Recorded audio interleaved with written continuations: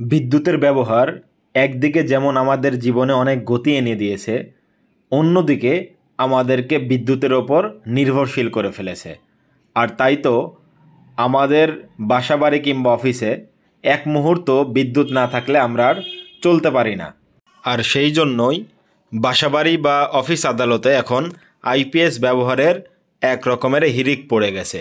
প্রায় সব ধরনের বাসাবাড়িতেই এখন আইপিএসের ব্যবহার দেখা যাচ্ছে। আজকের এই ভিডিওতে আমরা দেখব কিভাবে একটি নতুন আইপিএস সংযোগ করতে হয় এবং আইপিএস কেনার আগে আপনার বাসাবাড়ির কোন কোন বিষয়টা খেয়াল করে আইপিএস কিনতে হয়। তো চলুন শুরু করা যাক। আইপিএস কেনার আগে সবার আগে যে জিনিসটা দেখতে হবে সেটা হচ্ছে আপনার বাসাবাড়িতে বা আপনি যেখানে এখন থাকছেন কিংবা অফিসে আপনার আইপিএস কানেকশন করা আছে কিনা বা কেবল লেইং করা আছে কিনা। যদি না হয়ে থাকে তবে অবশ্যই আগে আইপিএসের একটি আলাদা লাইন এবং কেবল লেইং করে ফেলতে হবে।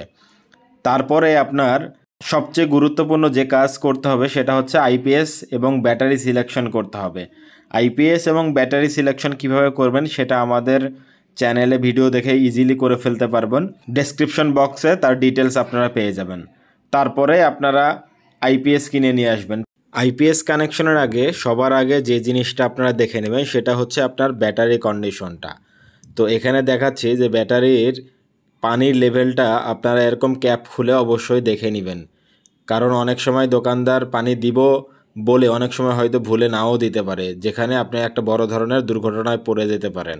সুতরাং পানির লেভেলটা অবশ্যই চেক করে নেবেন। ব্যাটারি কেনার সাথে সাথে অবশ্যই একটা আপনারা কাভার অবশ্যই কিনে ফেলবেন এরকম, নইলে বাসায় ছোট বাচ্চা থাকলে অনেক সময় কানেকশনে হাত দিতে পারে, ইভেন অনেক সময় বড়রাও হাত দিয়ে ফেলতে পারে, ফলে একটা বড় ধরনের দুর্ঘটনা ঘটে যেতে পারে। ব্যাটারির কাজগুলো কমপ্লিট হওয়ার পরে এরপরে চলে আসতে হবে মেশিনের কানেকশনের ব্যাপারে। তো যেহেতু যখন আপনি নতুন একটা আইপিএস কিনবেন তো সেইখান থেকেই টেকনিশিয়ান এসে আপনার বাসায় কানেকশন করে দিবে। তো অ্যাডিশনাল ইনফরমেশনগুলো যখন তার মাথায় আপনি রিক্যাপ করাই দিবেন তখন কিন্তু তার আর ভুল হওয়ার সম্ভাবনাই থাকবে না।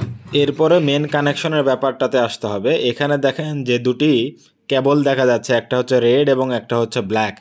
এই দুটা কেবল কিন্তু আপনার ব্যাটারির সাথে কানেক্টেড হবে। সুতরাং ব্যাটারির সাথে যখন কানেকশন করবেন অবশ্যই অনেক টাইটভাবে যেন কানেকশন করে দেয়, সেদিকে আপনি খেয়াল করে নেবেন। যদিও এখানে ভালোভাবে লেখা আছে, দেখেন যে 12 ভোল্ট ডিসি, তার মানে এটা ব্যাটারির সাথে যাবে। তারপরে এখানে আছে আউটপুট এবং আমাদের এখানে আরেকটা কানেকশান আছে, এটা হচ্ছে ইনপুট, যেটা আমাদের একটা লাইন থেকে এখানে আসবে। যদি সেই লাইন না থাকে সকেট লাইনটা আপনাদের করে নিতে হবে। এই প্লাগের মাধ্যমে আমাদের ইনপুট লাইনটা ঢুকবে, তারপরে আউটপুট থেকে আরও একটি প্লাগের মাধ্যমে আমাদের আইপিএস পাওয়ার বের হয়ে লোডের সাথে কানেক্টেড হয়ে যাবে। লোডে কানেকশনের আগে আপনার আগে দেখে নিতে হবে কোনটা ইনকামিং। আমাদের এখানে এই যে ডিপিটা ইনকামিং এবং আমি সিলেকশন করে রেখেছি এই লাস্টের এই এসপিটা হচ্ছে আউটগোয়িং। তো এটা দেখেন বন্ধ করলে আমার সব লাইট ফ্যান অফ হয়ে যাচ্ছে, আবার অন করলে চালু হয়ে গেল। সুতরাং এইখানের যে ইনকামিং এই লাইনটা এটা খুলে দিয়ে আমাদের আইপিএসের যে ফেজ সেটা এখানে কানেক্ট করে দিতে হবে। এখানে একটা বিষয় অবশ্যই মাথায় রাখবেন, আইপিএস থেকে কোনো নিউট্রাল পাওয়ার কিন্তু বের হবে না। এখানে আমরা একটি ডায়াগ্রাম আপনাদেরকে দেখাচ্ছি। এইখানে দেখেন আইপিএসের ইন পাওয়ার দেখানো হয়েছে এবং ব্যাটারির সাথে কানেকশনও দেখানো হয়েছে, কিন্তু আউটপুটে কিন্তু শুধুমাত্র ফেজ বের হয়েছে, এখান থেকে কিন্তু কোনো নিউট্রাল লাইন বের হয়নি। সুতরাং এটা অবশ্যই মাথায় রাখবেন, আইপিএস থেকে কোনো নিউট্রাল লাইন বের হবে না।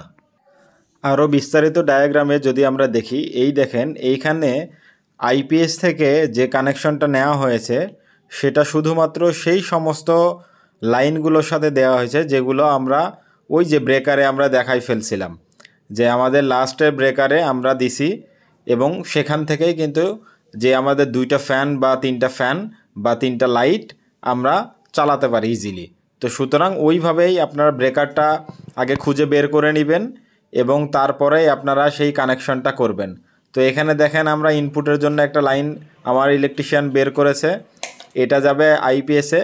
তারপর আইপিএস থেকে শুধুমাত্র যে ফেজটি বের হবে সেটা যাবে সেই ব্রেকারে, যেটা আমি আপনাদেরকে আগেই দেখিয়েছি। তো আশা করি এই ভিডিওটা আপনাদের জন্য অনেক বেশি হেল্পফুল হলো। তো অবশ্যই আমাদের চ্যানেলটি আপনি সাবস্ক্রাইব করে দিবেন যদি আপনি আমাদের চ্যানেলে নতুন হয়ে থাকেন। আর কোনো কিছু জানার বিষয় থাকলে অবশ্যই আমাদেরকে কমেন্ট করে জানিয়ে দেবেন।